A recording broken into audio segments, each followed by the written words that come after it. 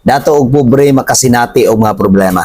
Makasinati og mga kaluyahon, makasinati og mga discouragement, makasinati og mga kagutom ang pobre, apan kitang tanan makalahutay, kitang tanan makasagubang ni ana, kitang tanan maka-overcome ni ana tungod sa gahom sa Dios nga gihatag niya sa matag usa kanato.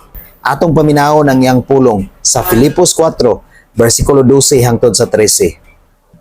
Nasinati ko ang pagpuyo diha sa kawadon o sa kahamugaway.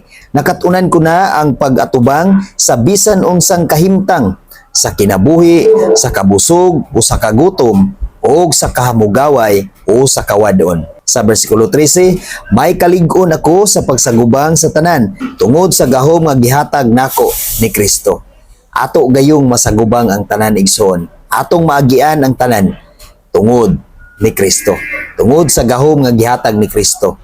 Tungod kay naaman si Kristo, nagbantay o naguban kanunay kanato. Naaman si Kristo na nalipod kanato. Naaman si Kristo nga mopataas sa matag usa kanato. Kung kita mobati o mga kadaon sa kinabuhi, kaluyahon sa kinabuhi, mga kaguol sa kinabuhi, masagubang nato kanang tanan. Bisan ang mga kaguto moabot sa tong kinabuhi, masagubang nato ng tanan. Ma-overcome nato ng tanan tungod sa gahom ni Kristo na naa sa matag usa kanato. Dato man ta og pobre, makasinati tag mga problema.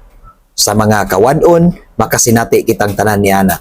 Bisan pa kung unsa kahamugaway ang mong kinabuhi igsoon, apan duna gayon mo abot nga mga pagsulay sa tong kinabuhi. Dinhi sa kalibutan na ay kwartahan, na ay dili kwartahan. Ang kasagaran nga makasinati dayon sa kagutom ug sa kawadon kana gyung dili mga kwartahan. Apan ang pinakaimportante na naigsoon nga doon na tay Ginoo. Bahalag wala tay kwarta, apan dato ta sa gugma diha sa Ginoo.